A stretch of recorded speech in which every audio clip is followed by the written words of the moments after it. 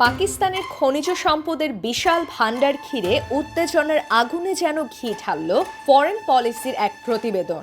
বলা হচ্ছে ওয়াশিংটন এখন চোখ রেখেছে ইসলামাবাদের অব্যবহৃত রত্ন ভাণ্ডারে।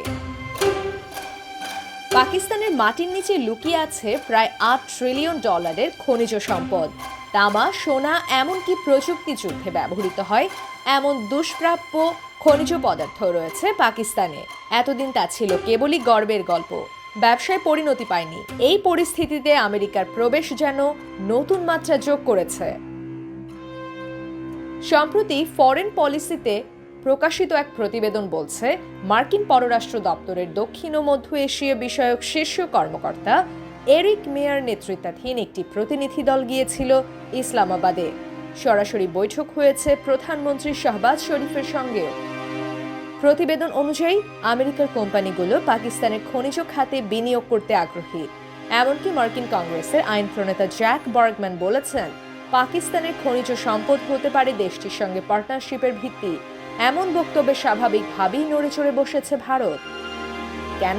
কারণ বিশ্লেষকদের ধারণা, লিথিয়াম, তামা কিংবা নিকেলের মতো রেয়ার মিনারেলস, যেগুলো আধুনিক প্রযুক্তি ও প্রতিরক্ষা খাতে অত্যন্ত প্রয়োজনীয়, সেগুলোর উৎস যদি পাকিস্তান হয় আর নিয়ন্ত্রণ যদি হয় আমেরিকার, তাহলে চীনকে ঠেকাতে যেভাবে ভারতের ওপর নির্ভর করে পশ্চিম দুনিয়া, তাতেও পরিবর্তন আসতে পারে। এদিকে ভারতীয় গণমাধ্যম ইন্ডিয়া.com এক প্রতিবেদনে পাকিস্তানের সাবেক সেনা কর্মকর্তা আদিল রাজাকে উদ্ধৃত করে জানায়, জেনারেল আসিম মনির নাকি পাকিস্তানের খনিজ সম্পদ আমেরিকার হাতে তুলে দেওয়ার প্রস্তাব দিয়েছেন।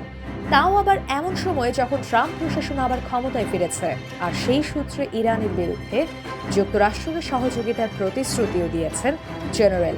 অর্থাৎ একদিকে খনিজের হাতছানি, অন্যদিকে জিও পলিটিক্সের প্রভাব বিস্তার, এমনটি দাবি ওই গণমাধ্যমের। ভারতীয় গণমাধ্যমটির মতে এটি নতুন কোল্ড ওয়ারের একটি ফ্ল্যাশ পয়েন্ট। চীন ইতোমধ্যেই পাকিস্তানি খনিজ খাতে বড় বিনিয়োগকারী।